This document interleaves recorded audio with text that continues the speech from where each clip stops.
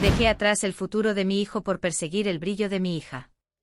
Ahora él no puede mirarme sin odio, y ella terminó cayendo. Si estás aquí por ella, ahórratelo. No queda nada para ti. Eso fue lo primero que Juan me lanzó después de 5 años sin verme. No lo dijo con rabia ni lágrimas. Fue un escupitajo de palabras heladas. Una condena. Antes de que pudiera responder, la puerta se cerró. Seca. Definitiva.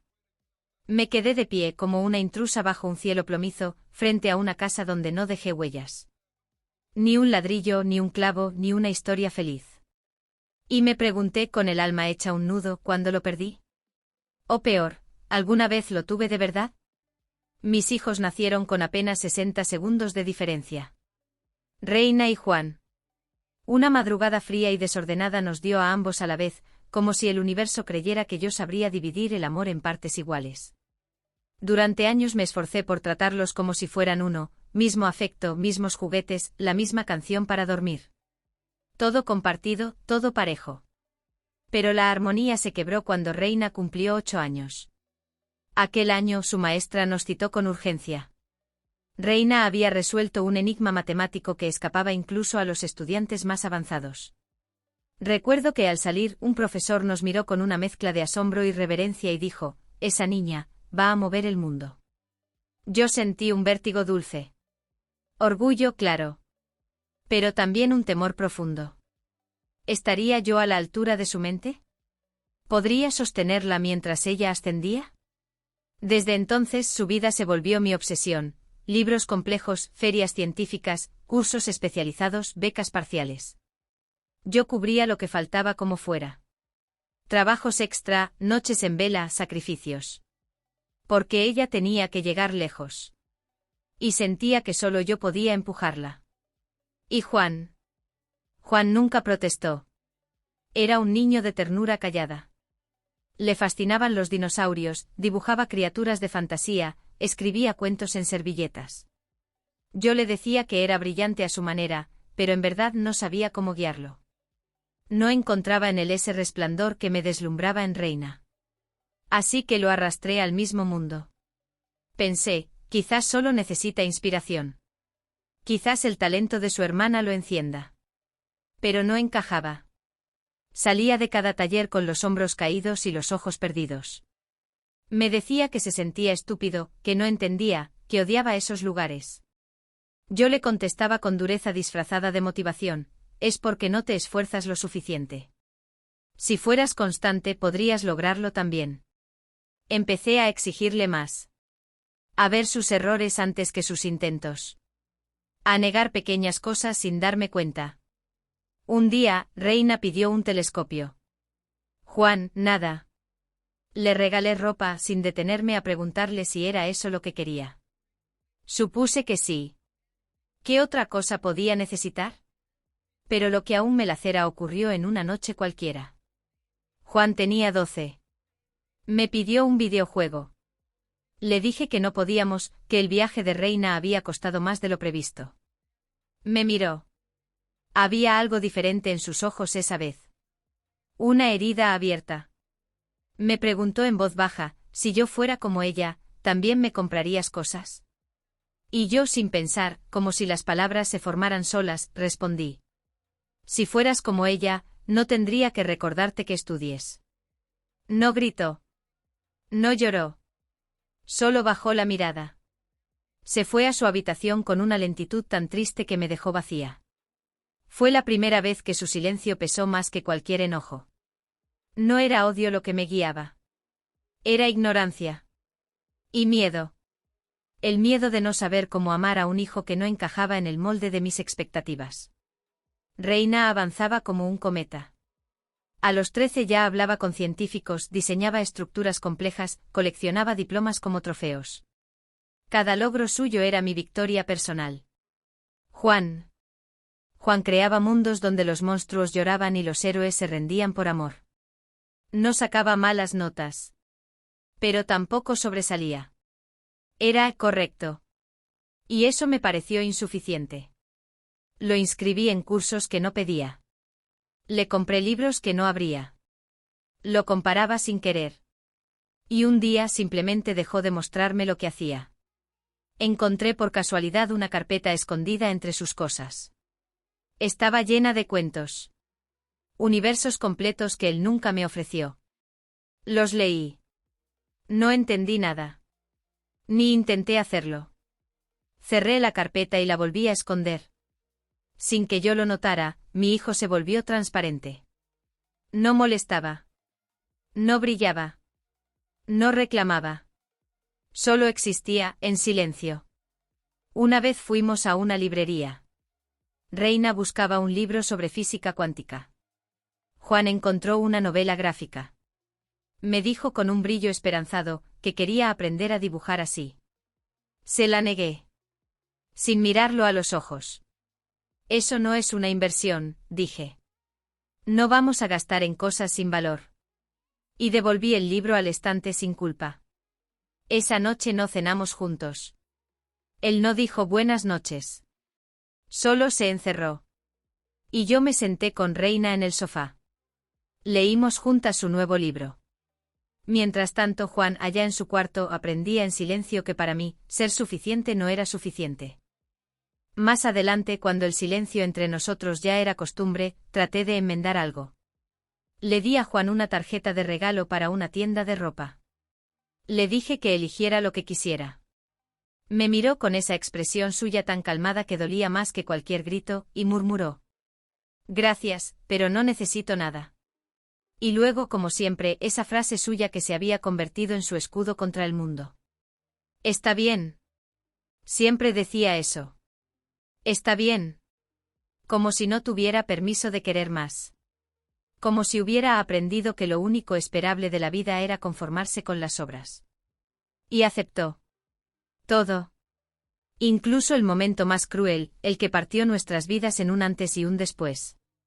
Cuando Reina fue admitida en una de las universidades más prestigiosas del país, supe que no podríamos costear las matrículas de ambos. Ese día entendí que la ilusión de la equidad había llegado a su fin. Y la elección que hice, fría, calculada, disfrazada de pragmatismo, nos marcó para siempre. Reina entró a una universidad privada de renombre, laboratorios de élite, cátedras dictadas por eminencias, vínculos con el extranjero, una autopista hacia el porvenir que yo había soñado para ella desde los 8 años. Juan, por su parte, había postulado a una universidad pública. Una opción discreta, sin alardes. Jamás pidió otra cosa. Ni exigencias ni quejas. Solo lo hizo. Como quien ya sabe que su lugar no está en el centro de la historia. Pero los números no mentían, los ingresos no alcanzaban. Si queríamos sostener ese futuro brillante, debíamos sacrificar algo. O a alguien.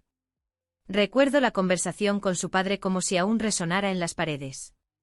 Usaremos el fondo de ambos para pagarle a Reina, le dije sin rodeos, con la determinación de quien no quiere escuchar objeciones. ¿Y Juan? Me respondió con una mezcla de asombro y rabia. Juan puede resistir. Siempre lo ha hecho. Puede buscar una beca, asistir a una universidad comunitaria. ¿Y por qué no Reina? Yo respondí sin pensarlo. Sin filtro. Sin piedad. Porque Reina tiene algo que Juan no tiene, tiene un futuro.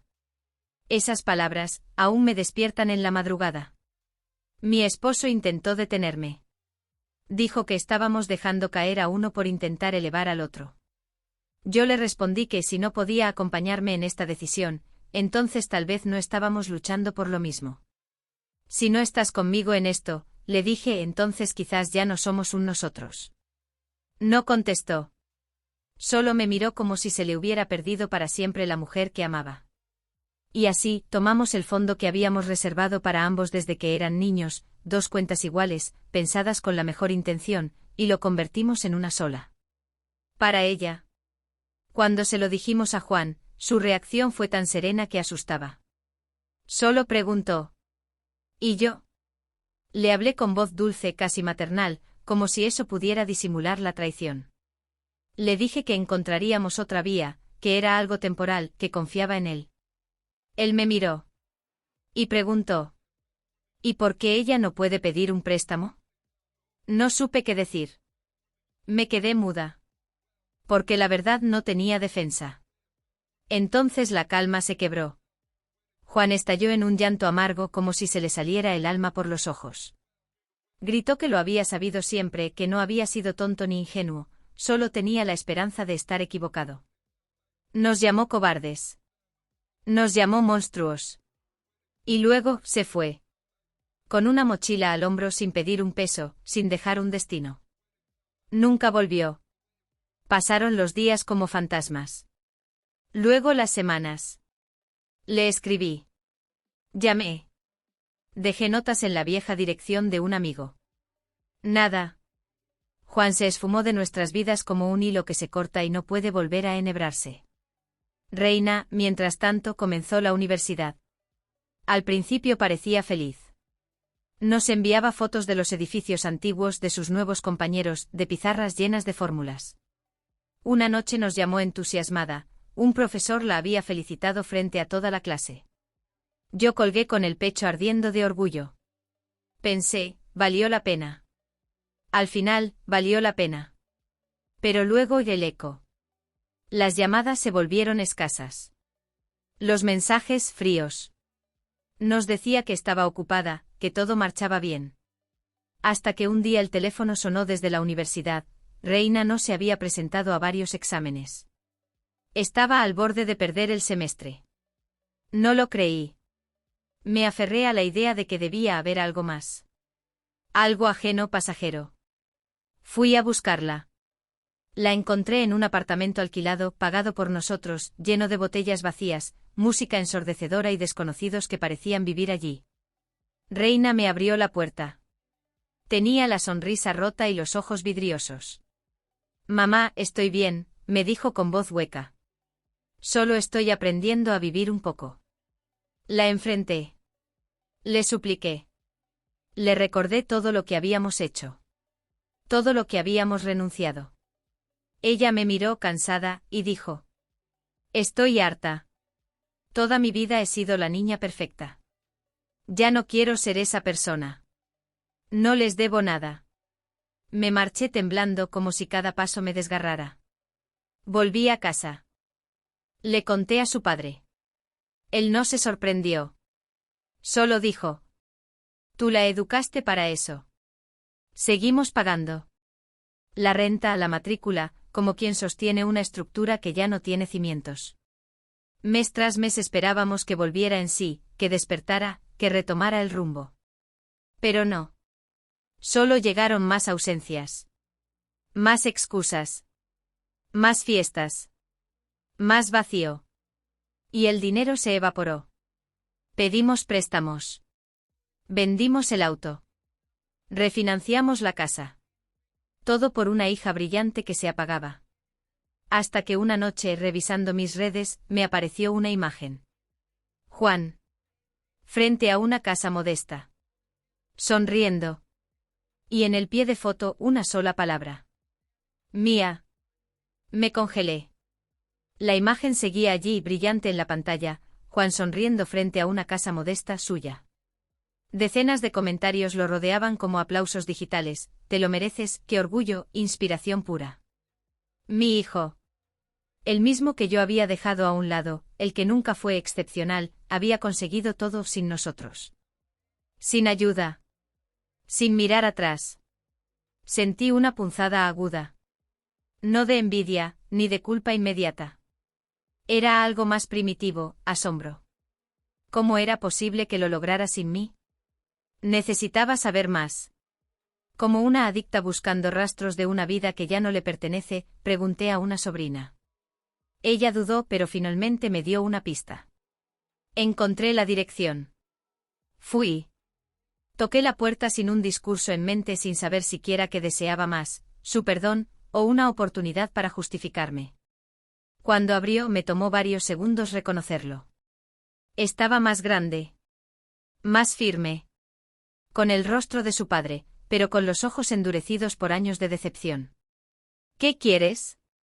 Soltó seco como un portazo invisible. Solo vine a verte, respondí con voz quebrada. A hablar después de tanto tiempo, a contarte sobre Reina. No está bien. Te necesita. Guardó silencio un instante. Luego hizo la única pregunta que podía derrumbarme. ¿Viniste por mí, o por ella? No pude responder. Y entonces estalló. Siempre fue por ella. Incluso ahora que no está, todo sigue girando en torno a Reina. ¿De verdad viniste a pedirme que la salve? Después de todo lo que me negaron a mí. Me echó. La puerta se cerró una vez más. Y yo me quedé frente a ella, más vacía que la vez anterior. Volví con su padre. No porque creyera que esta vez sería distinto. Volví porque no sabía a dónde más aferrarme. Porque en algún rincón absurdo de mi mente aún creía posible la redención. Quería pensar que si iba acompañada, si llevaba algo de su infancia, el pan dulce que adoraba, el café con leche que le preparaba cuando estaba enfermo, entonces tal vez, solo tal vez, vería a su madre. Mi esposo no quería venir. Dijo que ya habíamos cruzado la línea de la vergüenza, que insistir era humillarnos. Pero lo convencí. Le dije que esta vez iríamos los dos. Que él nos vería como familia. Que entendería que no era egoísmo, sino desesperación. Tocamos la puerta. Segundos eternos.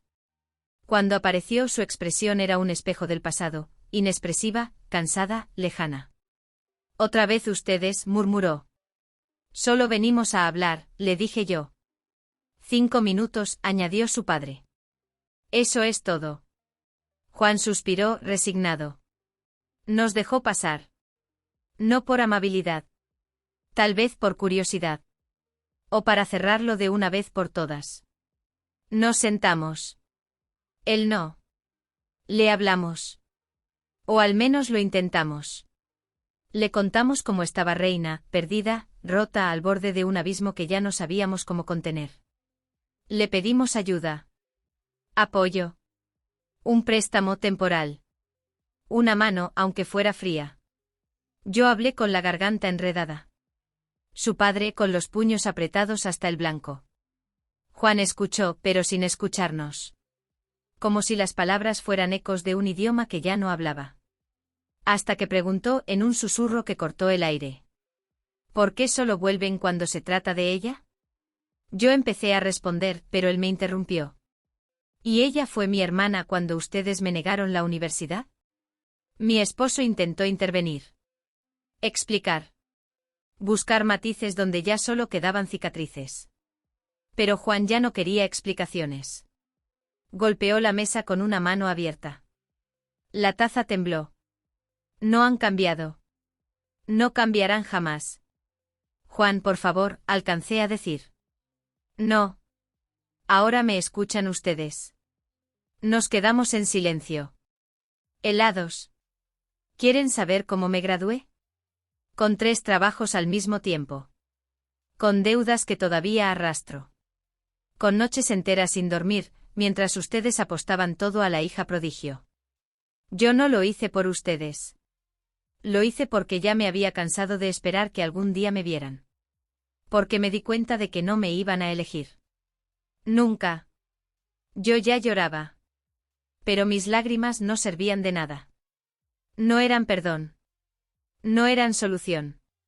Ahora que la niña dorada se quebró, vienen a ver si el hijo descartado puede salvarla. ¿Quieren que sea su mecánico emocional? ¿Su redentor? Nos fulminó con la mirada. Tomó el teléfono. Váyanse. O llamo a la policía. Juan, solo estamos afuera. Ni siquiera entramos en tu casa. Solo queremos. Me da igual. Llamo igual. Y lo hizo. Cuando la policía llegó, sus ojos, los de los agentes, eran de lástima. No de amenaza. Nos hablaron con respeto. Nos pidieron, con tono firme pero sereno, que nos retiráramos. Que evitáramos contacto si él lo solicitaba legalmente. Nos fuimos. En el coche nadie habló. Horas después, todo explotó. Juan publicó un texto. Largo. Crudo. Imposible de ignorar. Contó todo. Con fechas, con nombres, con detalles. Capturas. Diálogos. Cifras. Momentos que yo había olvidado, y él había guardado como cuchillas. Esta es la historia de cómo mis padres enterraron mi futuro para elevar a una hija brillante que ahora no puede sostenerse de pie. Y aún así, tienen el descaro de pedirme que la salve. Se volvió viral. Y con la viralidad llegó la condena pública. Mensajes. Comentarios. Insultos. Gente que no conocía me llamaba monstruo. ¡Qué asco de madre! Te mereces estar sola. Un hijo ignorado nunca olvida. Mis hermanas me llamaron llorando. ¿Cómo pudiste hacerle eso a Juan? Primos, antiguos amigos, todos me escribieron. Todos con la misma sentencia. Y Reina. Reina leyó el post. Se encogió de hombros. Dramático pero bien escrito, dijo. Igual, es su versión. Mi esposo explotó. Ya basta. Gritó. No pienso seguir manteniéndola. O se va ella, o me voy yo. Intenté calmarlo pero esta vez no pude. ¿Y tú? Me preguntó con los ojos incendiados. Si todavía la eliges a ella, entonces vete con ella. Me quedé muda. Por primera vez en mi vida, no supe a quién mirar. Y entonces lo entendí. Mi familia se había roto años atrás. Lo que quedaba eran ruinas habitadas por culpas, resentimientos y una hija que ya no quería ser salvada, y un hijo que había aprendido a vivir sin nosotros. Pero lo supe sobre todo por una cosa. Juan no me llamó mamá. Ni una sola vez. Esa palabra ya no me pertenece. El camino de regreso fue silencioso. Ni una palabra. Ni una mirada. Solo el zumbido del motor y el peso de algo que no sabíamos nombrar, la certeza de que habíamos perdido a nuestro hijo. Y que la culpa era exclusivamente nuestra. Era como volver de un entierro, uno en el que los muertos y los culpables compartían el mismo cuerpo, el nuestro. Esa noche no pegué un ojo. Me quedé en la sala, rodeada de sombras con el teléfono en la mano como un objeto maldito. Entraba una y otra vez al perfil de Juan, leyendo su publicación como si al repetirla pudiera reescribirla. Ya no era solo su voz. Ahora había un coro. Decenas de personas comentaban, compartían, lloraban con él. Historias de abandono, de preferencias, de padres que nunca entendieron. Y nosotros convertidos en el símbolo perfecto del fracaso emocional. Uno escribió: ojalá esos padres mueran sabiendo lo que le hicieron a alguien que solo necesitaba amor. No sé por qué, pero le di me gusta. Tal vez porque era cierto. O porque ya no tenía fuerza para negar lo que siempre supe. A la mañana siguiente Reina bajó como si la noche anterior no hubiese existido. Cabello enredado, el celular en la mano, voz adormilada. ¿Hay desayuno? Le serví sin pronunciar palabra. Su padre ni siquiera giró la cabeza. Ella notó el ambiente y frunció el ceño. ¿Qué pasó ahora? Le conté. Que su hermano había hecho público todo. Que la familia se había enterado. Que nuestros hermanos nos habían dado la espalda. Que ya nadie nos hablaba. Reina se rió. Sin vergüenza. Sin sorpresa. ¿Y qué esperan? ¿Que me ponga a llorar? Juan siempre fue el dramático. Ustedes se lo creyeron todo. Mi esposo estalló. Golpeó la mesa. Las cucharas saltaron. ¿De verdad crees que esto no importa? ¿Crees que seguiremos hipotecando nuestra vida por alguien que ni siquiera puede sentir culpa? Ella encogió los hombros, imperturbable. Nadie les pidió que hicieran eso. Fue su decisión. No la mía. Yo callé. Porque en el fondo, no podía evitar pensar que tenía razón. Fui yo quien la empujó.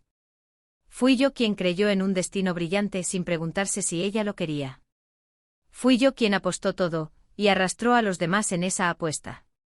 Ese mismo día, mi esposo se quebró. Me dijo que no quería seguir viviendo con ella. Que si yo seguía defendiéndola, entonces me fuera con ella. No supe qué decir. No porque quisiera quedarme. Sino porque ya no tenía un lugar a donde ir. Porque ya no tenía a nadie que me recibiera. La casa se volvió un territorio hostil. Reina desaparecía cada noche. Mi esposo se refugiaba en el silencio.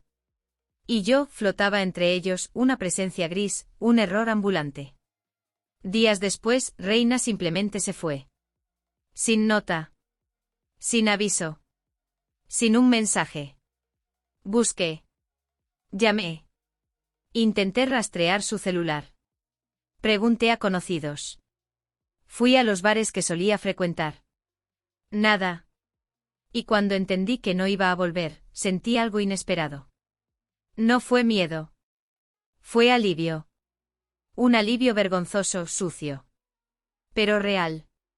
Porque era menos dolorosa su ausencia que verla cada día convertida en el espejo de mi fracaso. Me encerré por semanas. No hablaba. No comía. Solo existía. Mirando fotos antiguas, escuchando audios de cumpleaños. En uno, Juan me dice con voz de niño: «Mamá, mira mi dragón. Escupe fuego». Y yo, distraída, respondo: «Después, Juan. Reina va a mostrar su proyecto». Rebobiné esa frase una y otra vez. Porque ese después nunca llegó. Quise escribirle. A él. Solo una vez. No para pedirle nada. Solo para decirle lo que nunca pude decir cuando aún era tiempo, que lo amaba. Que siempre lo hice. Pero que no supe cómo demostrarlo. Escribí el mensaje. Lo borré. Lo reescribí. Lo borré de nuevo. Cada intento sonaba falso. Vacío. Porque yo sabía que él había construido una vida sin mí. Y que tal vez intervenir ahora sería una forma de destruir lo poco que había logrado sanar. Una noche me paré frente al espejo y dije: fallé como madre. Y lo supe. No por haber querido a Reina. Sino por no haber aprendido a querer a Juan como él merecía. Por haber medido a mis hijos con la cinta métrica del rendimiento, y no con la del amor. Y ahora, sin ellos, solo me quedan los ecos de todo lo que no dije. Los abrazos que no di. El orgullo que nunca mostré por el hijo que más lo necesitaba. Así que sí. Si amar mal es un pecado, soy culpable. Si hay justicia, esta soledad es mi condena. Y la acepto. Pero si estás leyendo esto, Juan. Si por algún motivo estas palabras llegan a ti. No te pido que me perdones. No espero nada. Solo quiero que seas feliz. Que vivas. Y si para eso necesitas seguir odiándome, entonces hazlo. Destrózame en tu memoria si hace falta. Pero vive. Por favor, vive.